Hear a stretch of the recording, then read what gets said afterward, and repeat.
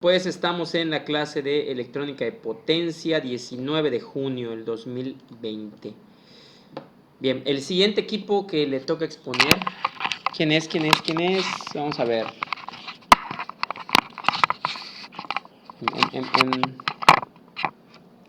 Gómez Telles, Gustavo Adolfo, Zapata Puc, José Luis, Coyoc Canto, Juan Antonio.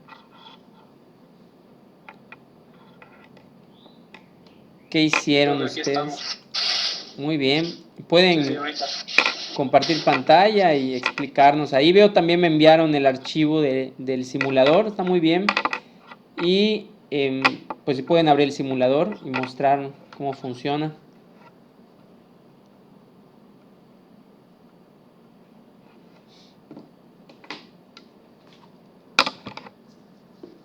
Ahorita más, profe, de chance. Ahorita más, profe. Sí.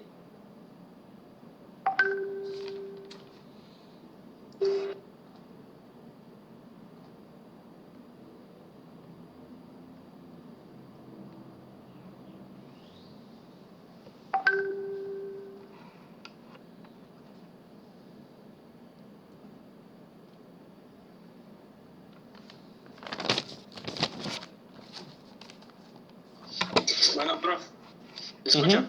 Sí. Bueno, nosotros, nuestro programa nos enfocamos aquí en nuestro pueblo en una panadería. ¿Por qué? Bueno, es que no sé si se tiene relacionado algo con el proceso de cómo se elabora el pan o tiene alguna idea. No, no tengo mucha idea sobre eso. Bueno, de manera general, después del proceso de masar y de hacer pues la forma del pan de forma cruda, pasa a un cuarto de zona de espera, en donde pues, el pan pues, tiene un proceso de fermentación, así por la levadura tiene que inflar. Entonces, el cuarto necesita que emita cierto calor. Obviamente, en lugares como acá donde vivo, pues un pueblo pues no cuenta con algún aparato que genere calor para el pan, pues usan focos incandescentes. Y estos focos pues, son los que propagan el calor y hace que el pan infle y esté a su punto bien para ir hacia horneado. Entonces, ¿cuál es el problema? ¿Qué problema encontramos? Que hay ocasiones que estos focos se funden o por algún error eléctrico se echan a perder. ¿Sí me está entendiendo, profe? Sí. Bueno, pues, ¿qué ocurre cuando este foco se funde o los focos, no sea cuántos usen? Entonces el pan no llega a fermentar correctamente. Entonces, al momento de ser horneado, pues sabe amargo, no sabe bien o sabe simple. Entonces, es un problema que se suele presentar y pues decidimos darle como una solución a esa problemática. ¿De qué manera? Pues, crear una alarma que al momento de que el foco deje de emitir luz, inmediatamente pues, suena una alarma dándonos a entender que ya sé que algo está fallando, que el foco no hay luz. ¿Sí entiende la idea, profe? Sí, claro que sí. Sí, si alguien puede presentar su pantalla igual, estaría mucho mejor. Sí, creo que ahorita estamos intentando, profe. Pero esa es la idea. Sí, síguele. Esa es la idea en general, ¿no? Que dice cuando los focos dejen de luz y el cuarto. ¿Cómo vamos a detectar eso? Bueno, con una LDR. Esta será la que dará el inicio del pase para que encienda el circuito. Si la LDR detecte la luz, el circuito se mantendrá inactivo, pero cuando esta deje de recibir luz, obviamente todo el circuito se activará y eventualmente pues, los demás componentes que anexamos a nuestro circuito van a activar y harán que suene la alarma. Bueno, ahorita que van a presentar el circuito.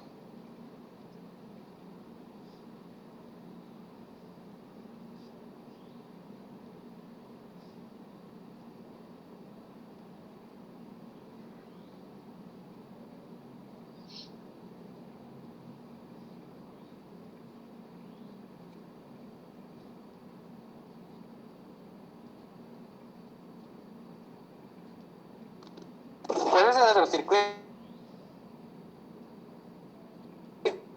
profe, pues es un poco, profe, pues es un poco, profe, pues es un poco, pues, Escucha mucho eco.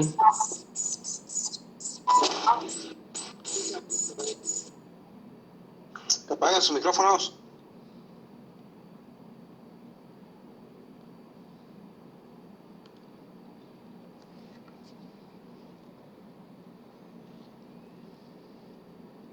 ¿Ahora me escucho bien? Sí, ahora sí. Ya, ahí está. Sí, ahorita sí. Ahí está, pues ese es nuestro circuito. Cosa de una LDR que, dependiendo de la cantidad de luz que esta reciba, va a cambiar su resistencia. Entonces, esta parte del circuito es lo que llamamos un detector de luz. Pues donde sea que te mires, pues hay aspectos en internet de ese circuito. Pero a nosotros, además de eso, tenemos un LM555 para que a la hora de que el detector detecte que ya no haya luz, el buzzer encienda y suene. Y al mismo tiempo se va a encender un LED, como ahorita lo vamos a ver a continuación. Cuando el detector de luz ya no detecta luz, pues permite el paso de la corriente y se activan, en este caso, los dos indicadores. Cuando empieza otra vez a recibir luz, pues ya se apagan otra vez los tipos dispositivos. Y ahí arribita de... Gracias a este NPN. ¿Vale? Arribita del LDR, ¿qué tienes allá? Es un potenciómetro. Es una resistencia variable. Es lo que pasa que en el AVE así no había una. Tenía que ir viendo qué resistencia es para que se pueda. Por ejemplo, cuando yo bajo la resistencia, hay veces como que no se apaga. Bueno, en ese, si yo voy bajando más resistencia, no se va a apagar. Porque Sí. la resistencia de esta no es suficiente. Sí, sí, está ya para modificar la sensibilidad del LDR. Wedge. Y pues como es complicado buscar una resistencia en este caso, por ejemplo, no voy a Passive Component, pues hay una resistencia de 1 kilo, se puede modificar en este caso, pero igual si yo pongo una resistencia de 50 kilos, pues sí, igual funciona. Es para que se pueda ver para qué sirve la resistencia. Ok. ¿Y qué más? Y pues sí, ayer explicaron la función del NPN, porque el sensor de luz no trabaja de esa forma, sino que cuando hay luz es cuando deja pasar la corriente. Pero con el NPN, cuando ya no hay luz, es cuando ya deja pasar la corriente. Hicimos este comparador en modo no inversor. Cuando ponías acá la tierra, no sé por qué, pues fallaba, porque a veces no encendía este buzzer. Entonces nosotros lo que hicimos es poner uno de 0 volts para que, según lo que leí, pues cuando se conecta en modo no inversor, lo que se requiere en esa patita es que te conecte a tierra. Pero la función que cumple la tierra es que no haya voltaje. Y de aquí del comparador se va el LM555 que da la señal. Que ustedes se dan cuenta cuando enciendo esto, cuando vuelve a ver luz, como que tarda un cierto tiempo en apagarse. Y Y es aquí cuando podemos ver la función del LM555, porque no se va a apagar. Bueno, es una función en este caso porque no se va a apagar de golpe, sino que va a tardar un tiempo en que se vaya apagando.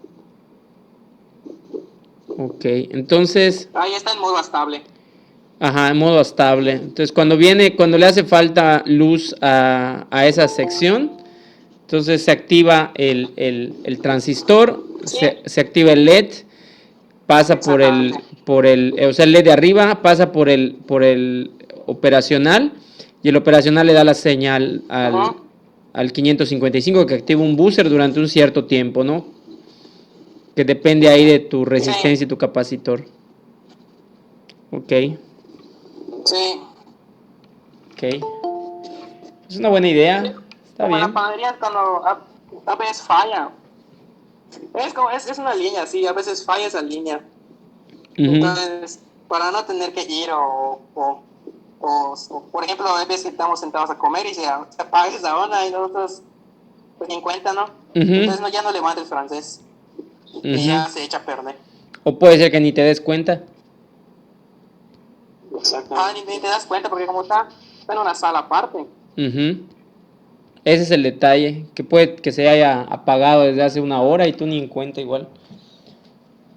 Entonces está muy bien la idea. Habría que ver otra cuestión, igual algo que se me ocurre también que podrías checar, sería sustituir los focos incandescentes, porque me comentas que tienen que estar a una cierta temperatura. Entonces lo ideal sería, bueno, lo que a mí se me ocurriría sería tomar un termómetro, medir la temperatura que generan todo ese conjunto de focos incandescentes para ya tener una referencia. Entonces, una vez ya teniendo la temperatura que generan los focos incandescentes, ver de qué manera generar ese calor sin necesidad de utilizar incandescentes. ¿Por qué? Porque los incandescentes te consumen mucha corriente. Ese es un problema y es por eso que los incandescentes empezaron a modificar y empezaron a ser reemplazados cada vez más por las lámparas LED, los focos LED, que no producen calor y son más eficientes. Son más eficientes porque duran más, no consumen prácticamente casi nada de corriente y te tardan más tiempo. Entonces, a la larga, aunque pues un foco LED te pueda salir más caro, a la larga te vas a ahorrar mucho más. Entonces, ahí estaría bien hacer un proyecto de ese tipo. ¿Ahí trabajas tú o es de tu familia? Ahí trabajo. Entonces, estaría muy bien generar ese calor sin necesidad de utilizar esos focos incandescentes y se ahorrarían muchísima corriente. Esa sería la gran ventaja. Ok, profe. Sí, sería buena idea, bro. Bueno, suena bien. Sí, o sea, ya tendrías algo automatizado también. Esa es una buena idea, es una muy buena idea que también se podría aplicar. O sea, se podría seguir aplicando en dado caso para ir checando constantemente que la temperatura esté fija, que no cambie, ¿no? Independientemente de lo que uses. Sería un termistor, ¿no? ¿Cómo? Ya no sería el LDR, sino que utilizamos el termistor. Utilizarías un termistor, pero sería el... computadoras que dijeron ayer. Exacto, pero sería el mismo circuito. Nada más que de un LDR le pones un termistor. Listo. Así es. Bueno. Pues... Eso es todo, profe. Bueno. Siguiente equipo.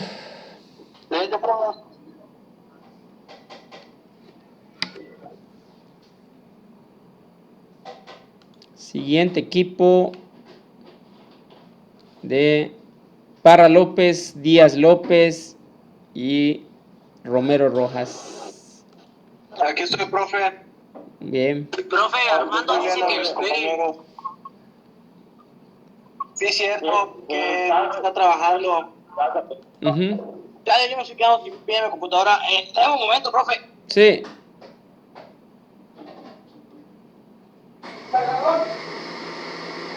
Profe, Armando Rojas puso en el grupo que estaba trabajando, que ahorita se conectaba en un momento. Ok. Bueno, si es así, a ver, permítanme un segundo.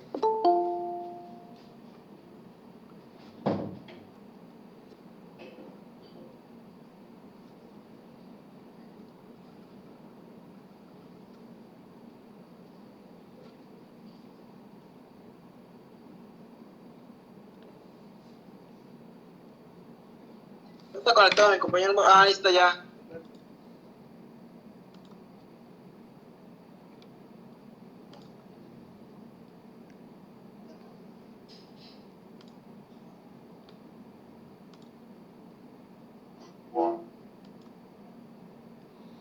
Bueno, pues en lo que llega Armando, pues podría presentar igual Sheque Canuli, Alvarado Ketz.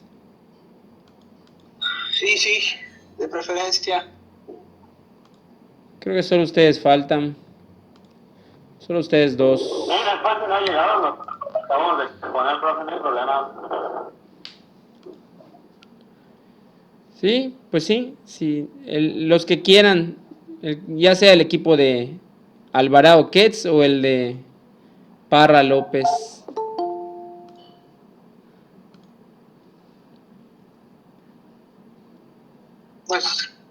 Pues sí, me está diciendo que apenas está yendo para su casa. Bueno, eso dijo hace un rato.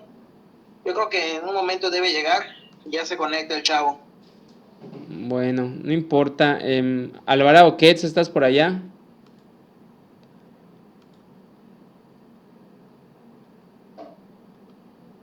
Héctor Alvarado, aquí estás.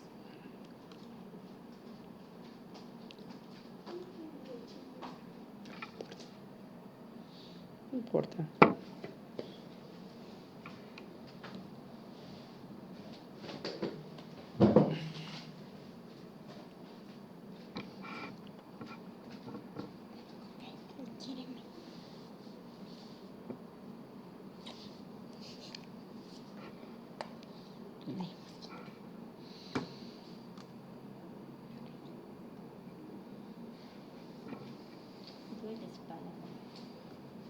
¿Por qué? Creo que ya estoy sentada sin problema. Ay. Me da mis días.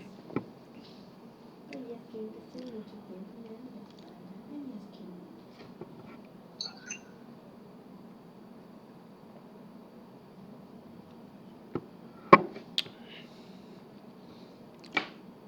no. Bueno, Alvarado Ketz o Parra López, igual pueden empezar.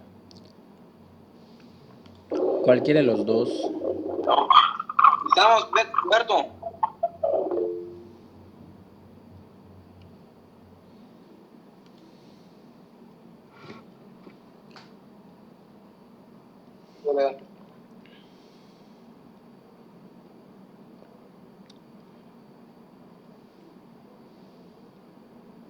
Ok, como usted diga. Sí, de una vez que empiecen.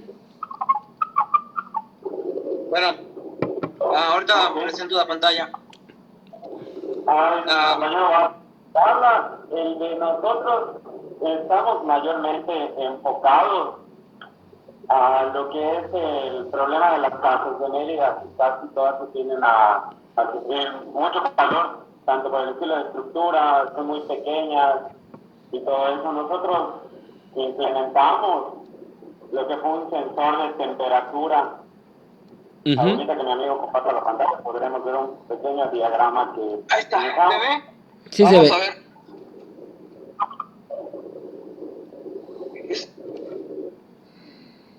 No, espera, no. Ay, ¿dónde es?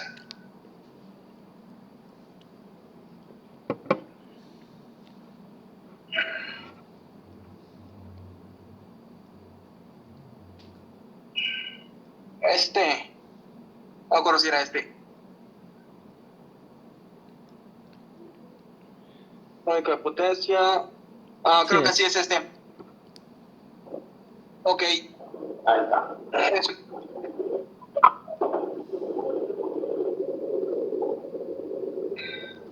Pues lo que queremos hacer, nos basamos en el ejemplo que nos había dado el maestro en la clase. Nos basamos en el ejemplo del hermanito que se mete. y suena la alarma. Pues algo así quisimos hacer, pero pensamos que con un aire acondicionado, Ok. y cuando se sienta que está muy caliente el clima, se prende automáticamente unos 30 minutos y luego ya se apague. Eso habíamos pensado. Ay, chinga, esto no es. Ahí está. Lo que nosotros quisimos enseñar fue lo de un sensor de temperatura. Cuando detecte que la habitación ya está muy caliente, le manda una señal directa a lo que es la computadora del aire acondicionado para que así entre en función durante 30 minutos y baje lo que es la temperatura a cierta temperatura deseada por el propietario. Es como se había dicho, el sistema de alarma. Apenas llega un punto, manda un aviso a lo que es la computadora activa lo que es el resto del sistema y gracias a que se activa todo lo que es el sistema, se enfría lo que es la habitación para que así cuando uno llegue a su casa no tenga ningún problema porque hay mucho calor o bochorno, ya que por el estilo de ciudad que tenemos tiende a ser muy calurosa. Uh-huh. Sí, por ejemplo, aquí en mi casa, después de las 4 o 5 de la tarde, en mi cuarto parece un horno y las paredes están como a 50 grados fácil. Y pues sí, con esto ya se evitaría un poco ese problema. Por ejemplo, en mi caso, aquí tenemos un esquema que hizo aquí mi compañero Humberto.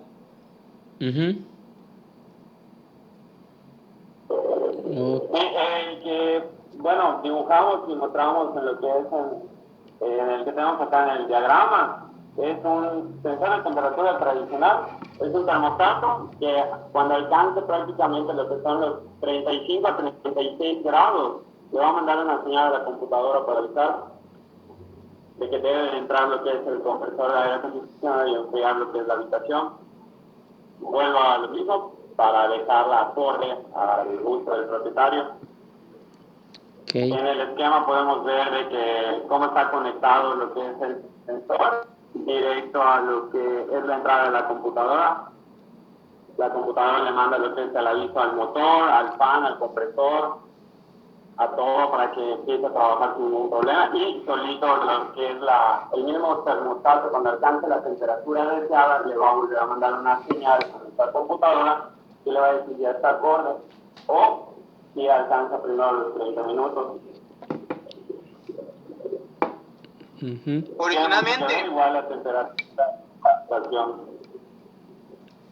Originalmente íbamos a poner añadirle un sensor más, un termostato más, para que sea como el de ventana que habíamos visto, pero se nos estaba complicando mucho el circuito y mi compañero Humberto dio la idea de reprogramar el que ya estaba y así tener el circuito más sencillo.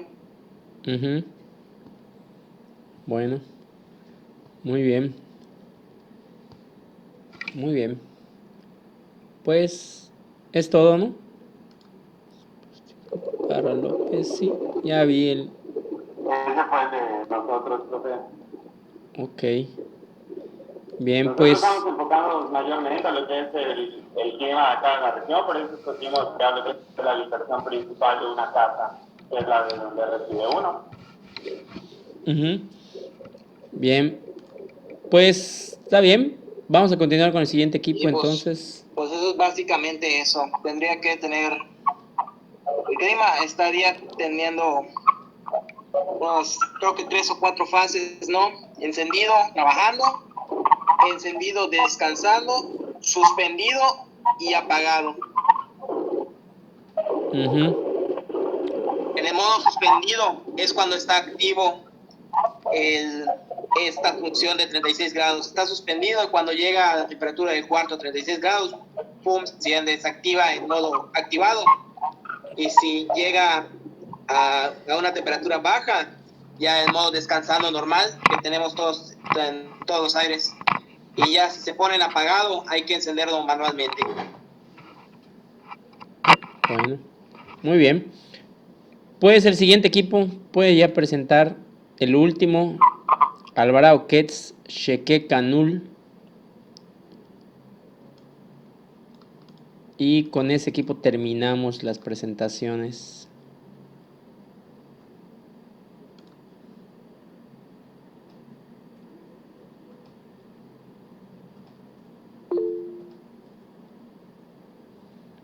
Chispa, si tu micrófono no sirve.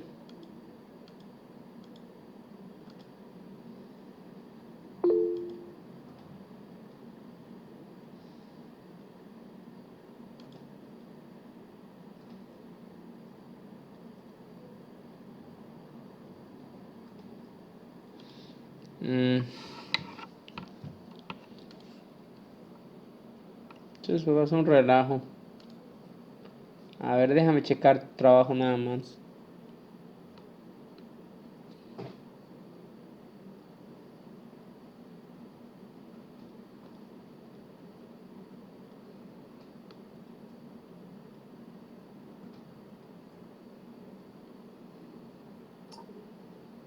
Profe, ¿me escucha? ¿Sí? Profe, sí. Sí. ¿Sí? Medio falla a mí. Bueno, el tema que hicimos, yo chequé, es sobre, bueno, más que nada es sobre el circuito el circuito básico que nos dice, es el I55. Es un circuito basado, que es estable, que que más que nada va cambiando de frecuencia dependiendo cómo le da la energía. Y nos faltó completar, porque eso es lo que estoy viendo, nos falló, pero esto tiene una función en el intermitente. De hecho, el intermitente tiene un I55, de hecho está conectado a 4 patas, 4 pines. El I55 contiene varias patas que están en numerado de vertical. 1, 2, 3, 4, 5. Ya bajando es 5, 6, 7 y 8. Todos esos tienen una función. Eso, bueno, lo que nosotros hablamos es que es un circuito generado a base de pulsos que se utiliza para activar y desactivar, así como los intermitentes. De hecho, nos faltó poner el circuito. El circuito, más que nada, en medio está el I55, que está conectado a tres resistencias, de 2 entradas, y pues de último LED, donde va indicando el sonido del intermitente, no el sonido, la pulsación del intermitente. Por eso está conectado a 4 pines, la que es de salida, de entrada y de disparo. O sea, de esas está conectado. De hecho, esa es la parte de chequé era otro explicando lo del circuito estable. Bueno, muy bien. Pues vamos a dejarlo hasta aquí ya con las presentaciones. Y vamos a continuar, vamos a tratar hoy de terminar de ver el tema de transistores que estábamos viendo para entrar ya en circuitos rectificadores, convertidores de corriente continua, corriente alterna, corriente continua y todos los demás, ¿no?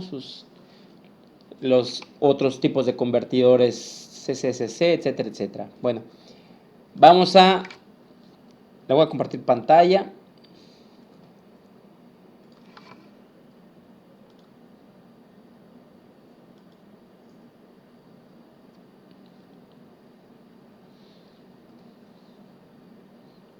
Listo. Y vamos a checar. Habíamos visto las configuraciones. Estábamos viendo las configuraciones de los transistores, ¿no? Son 3 tipos de configuraciones: base común, emisor común, colector común. Antes de ver las configuraciones de los transistores, vimos también las polarizaciones, que no es lo mismo. Hay muchas veces confusión entre uno y otro, pero básicamente las polarizaciones de un transistor pues es darle las condiciones eléctricas para que funcione de cierto modo. Entonces, para no olvidarlo, vamos a poner aquí: polarizar un transistor es darle las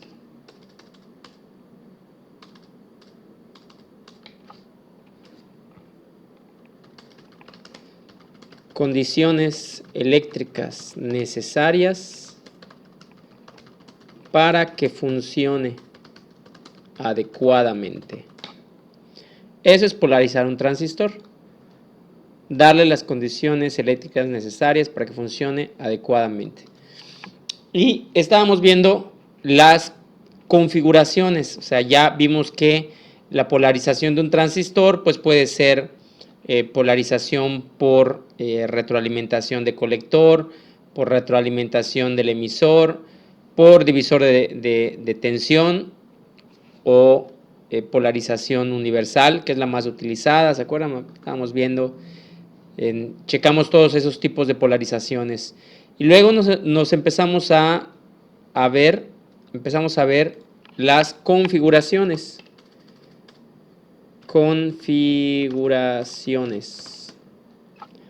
Configuraciones de los transistores. En estas configuraciones, pues teníamos configuraciones. De estas tres configuraciones, pues tenemos base común, emisor común y colector común. Son nuestras tres configuraciones elementales.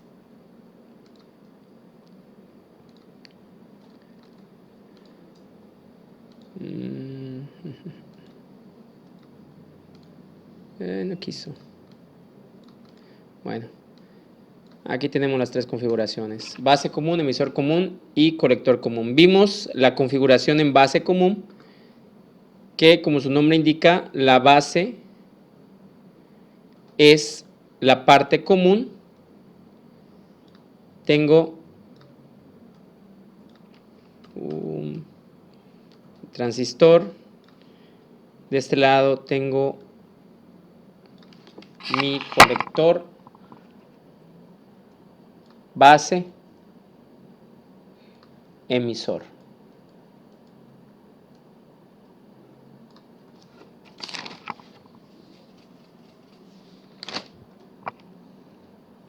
Está al revés. Ahí está. Emisor, base, colector. Bien, entonces se llama base común porque la base es común tanto para el emisor como para el colector. Entonces tengo en el emisor la entrada, tengo la señal de entrada en el emisor y la señal de salida en el colector.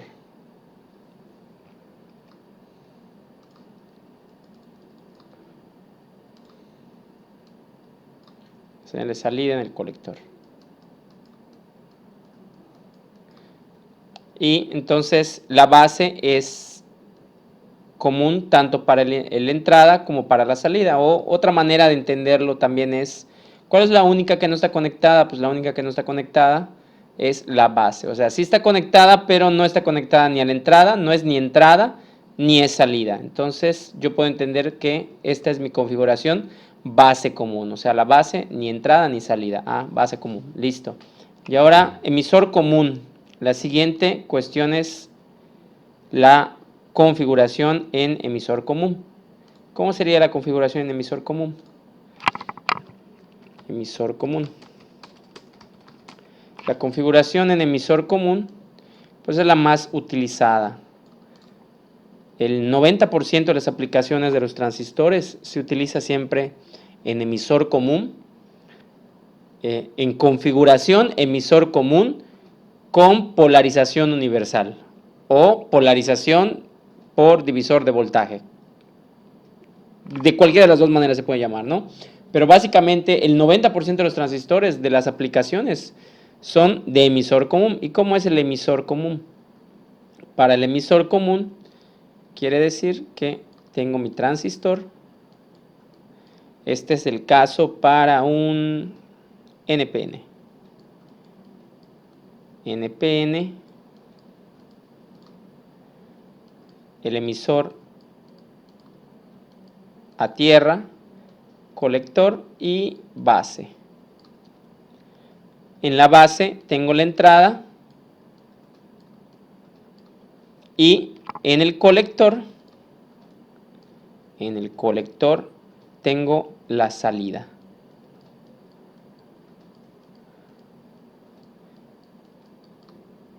Entonces, conectada a la base, conectado el colector. ¿Cuál es el único que no está conectado? O sea, no es ni entrada ni salida, pues es el emisor. Entonces, esta configuración, por eso se llama emisor común. Y es lo mismo tanto para un transistor NPN como para un transistor PNP. Este es un transistor PNP. Es lo mismo. Tengo la entrada en la base y tengo la salida en el colector.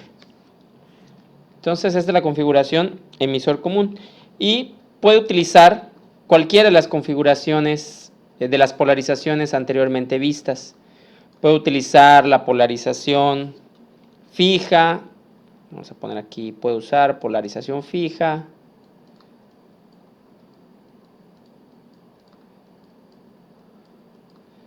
Donde tengo el transistor.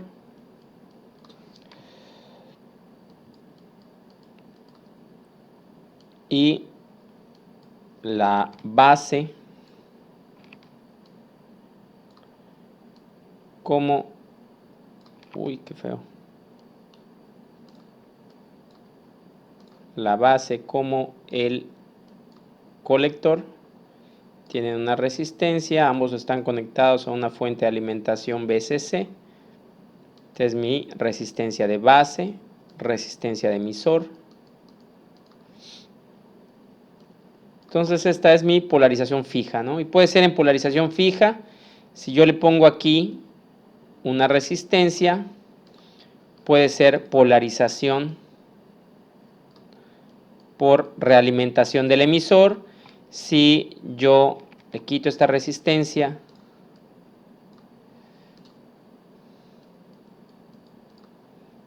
conecto la resistencia de base directamente en el colector, entonces se va a llamar polarización por realimentación del colector, etc. O la más utilizada, la más común, es la polarización universal o polarización por divisor de voltaje, en donde tengo el transistor y se llama configuración por polarización por divisor de tensión, en donde tengo justamente un divisor de tensión en la base, conformado por dos resistencias, R1 y R2,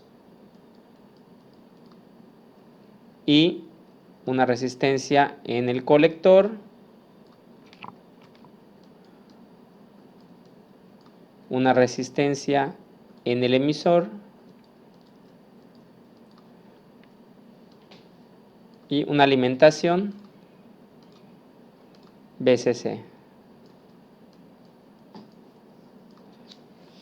Bien, entonces aquí tengo mi polarización por divisor de tensión. ¿Cómo es que funciona este circuito o cuáles son sus características, sus ventajas, sus desventajas del emisor común frente a la base común que vimos?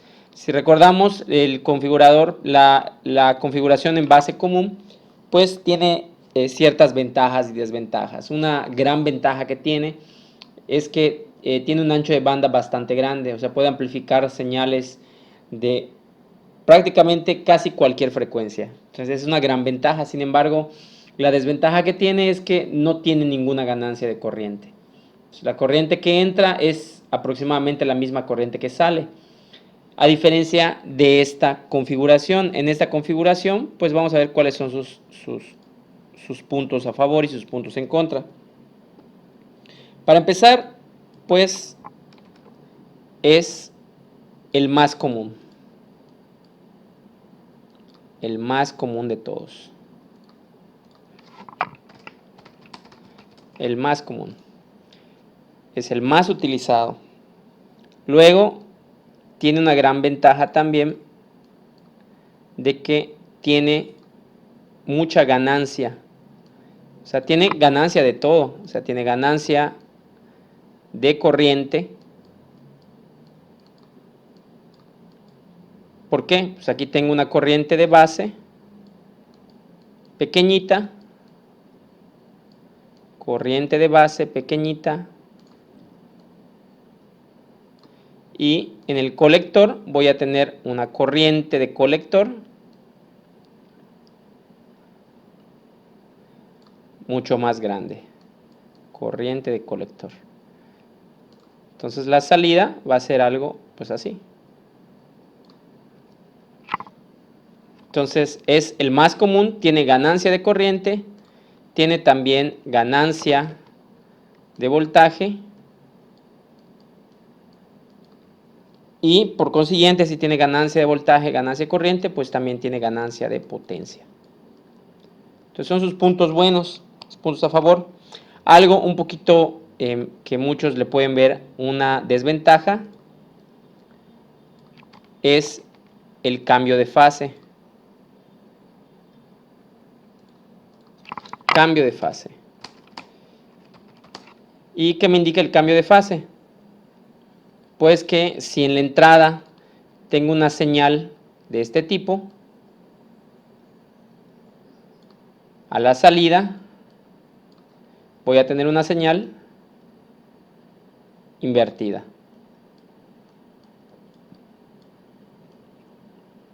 Entonces la fase va a ser contraria, lo cual pues puedo modificarlo, nada más que necesitaría un poquito más de componentes, de hecho otro transistor, porque el transistor lo que hace es cambiarme de fase. Entonces si yo a la salida, o sea, aprovecho esta configuración en emisor común que tiene mucha ganancia, es el más estable frente a la temperatura, ganancia de corriente, ganancia de voltaje, ganancia de potencia, y lo único pues es que tiene un cambio de fase. Esa salida del transistor yo puedo conectarla a otro transistor y ese transistor me va a cambiar la fase nuevamente y me va a regresar, como quien dice, al punto original. Entonces a la salida de este transistor puedo conectar otro transistor para regresar la fase y así ya tener todas las ganancias posibles, ganancia de corriente, ganancia de voltaje, de potencia, estabilidad frente a la temperatura y la fase que sea igual. Entonces esa es una gran ventaja que tiene esta configuración en emisor común. La única desventaja más grande que tiene, su desventaja fuerte, pues su desventaja es que tiene un ancho de banda muy bajo. ¿Qué quiere decir? Que solo amplifica en un rango de frecuencias. O sea, no te va a amplificar frecuencias muy bajas ni tampoco frecuencias muy altas, sino que un término medio. Entonces esa es la gran ventaja, la gran desventaja de esta configuración en emisor común. Pero pues normalmente en un amplificador o en una antena, como habíamos visto, el emisor, la configuración en base común, la configuración de base común pues tiene la ventaja de tener un ancho de banda muy amplio. Entonces siempre se utiliza el emisor común como un preamplificador porque puede amplificar cualquier frecuencia. Entonces llegando una señal electromagnética del espacio que llega bastante atenuada, esa misma señal yo la puedo aumentar con un preamplificador que es un transistor en base común. Una vez ya teniendo la señal amplificada puede pasar un mezclador y otras cuestiones más para limpiarla, filtros, y después de toda esa cuestión, ya teniendo la señal, por así decirlo, más limpia, ahora sí la puedo amplificar. La puedo amplificar utilizando un emisor común, un transistor en emisor común. Entonces, esta es pues como que la principal desventaja, y una desventaja más una desventaja más que tendría esta configuración en emisor común es las impedancias.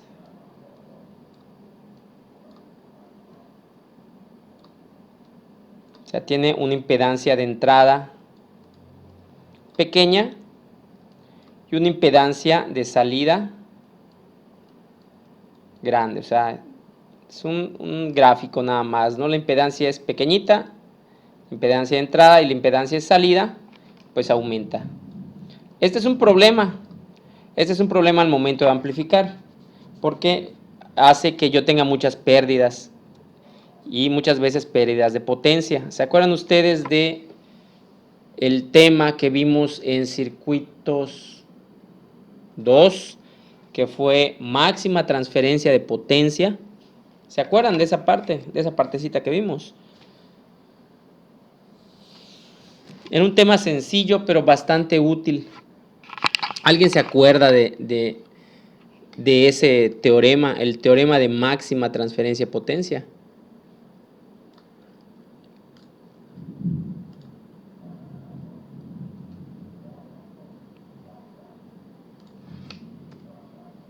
No es la suma de potencias, o sea, la que entra, la diferencia de potencias. No. ¿Se acuerdan cuál era la finalidad de hacer este teorema de máxima transferencia de potencia? Pues la idea era que toda la potencia que le estoy entregando a un sistema, o sea, toda la potencia que le estoy enviando a un motor, a un automóvil, a lo que yo quiera, toda esa potencia la quiero aprovechar. Entonces, no quiero que hayan pérdidas. No quiero que hayan pérdidas, y por esa razón de que yo no quiero que hayan pérdidas de potencia, tenía yo que hacer un acople de impedancias. ¿Se acuerdan? Y ese acople de impedancias básicamente era igualar mi impedancia de entrada con mi impedancia de salida. Y se acuerdan ese acople de impedancias, a veces pues tenía que ponerle un capacitor, o a veces tenía que ponerle un inductor. ¿Recuerdan? Sí. Normalmente un inductor. Dimos el ejemplo, ¿no?, de las casas que pues tienen un montón de conexiones, cableado, tienen focos, filamentos, etcétera, y todo ese tipo de conexiones pues son cables, ¿no? Y cables de cobre, y pues todos esos cables me generan inductancias. Entonces, esas inductancias pueden hacer que haya una variación que no esté aprovechando la potencia que yo le estoy enviando. O sea, yo, un ejemplo, Comisión Federal de Electricidad, usted, o sea, como dueño de su casa, no está aprovechando todo el máximo, la máxima potencia que yo le estoy enviando. Entonces, una manera de modificar esa parte era utilizar capacitores que bloquearan, por así decirlo, la parte inductiva, ¿no? Y era eso que la finalidad de la máxima transferencia de potencia.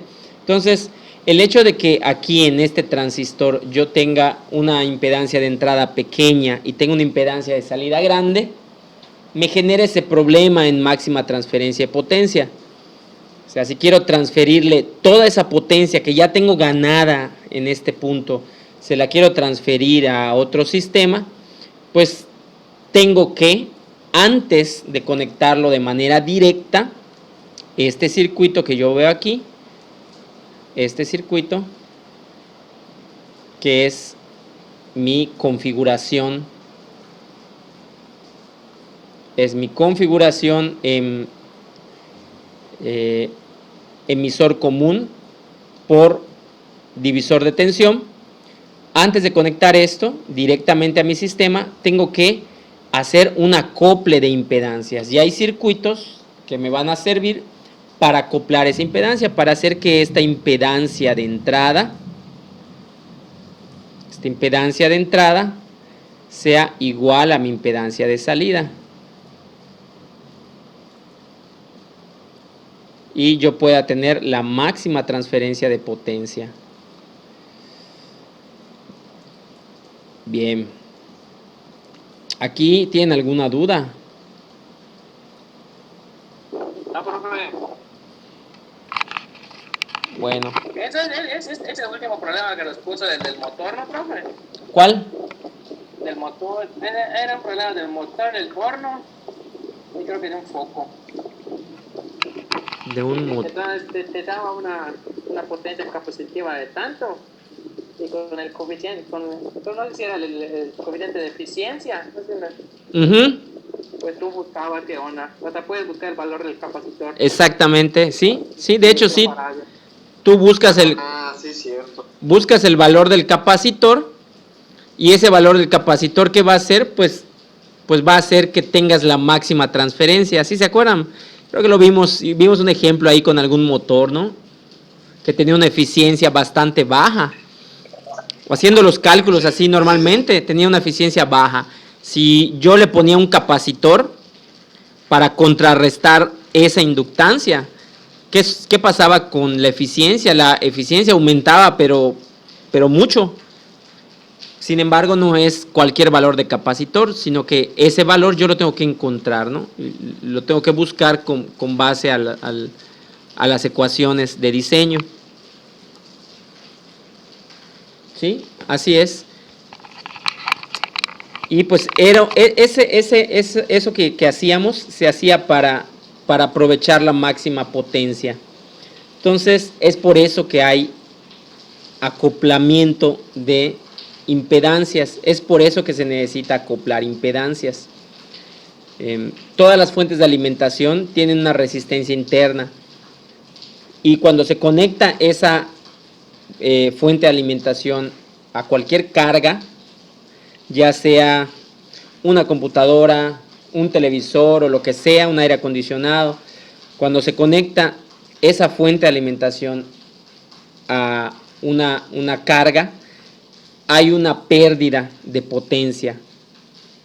Entonces, idealmente, pues se tendría que poner después de la fuente de alimentación un adaptador de impedancias y después mi carga para aprovechar lo máximo de la fuente de alimentación. ¿Se entiende esta parte? Sí, ¿verdad? Bien. Y la última configuración, ya vemos base común, emisor común, y la última, ¿cuál creen que sea? Colector común. Bien, colector común. ¿Y cuál creen ustedes que sea la característica? Si el colector es el común, pues como estuvimos viendo anteriormente, entonces pues el colector no es ni entrada ni salida, ¿no? Pues quiere decir que la entrada está en la base. Colector común, la entrada está en la base. Entrada. Y la salida pues tiene que estar en el emisor. La salida tiene que estar en el emisor. Y el colector pues se conecta directamente a mi alimentación VCC. Entonces, colector, emisor y base. Bien, pues ya son las 7, así que lamento decirles que se acabó nuestro tiempo. Pero nos vemos el lunes tenemos clase, no recuerdo qué día tenemos clase. Por clase de online, creo que el lunes. Sí, de todos modos lo checamos y pues ya lo dejamos hasta aquí. ¿Sale? Bueno, pues nos vemos entonces, chavos, cuídense.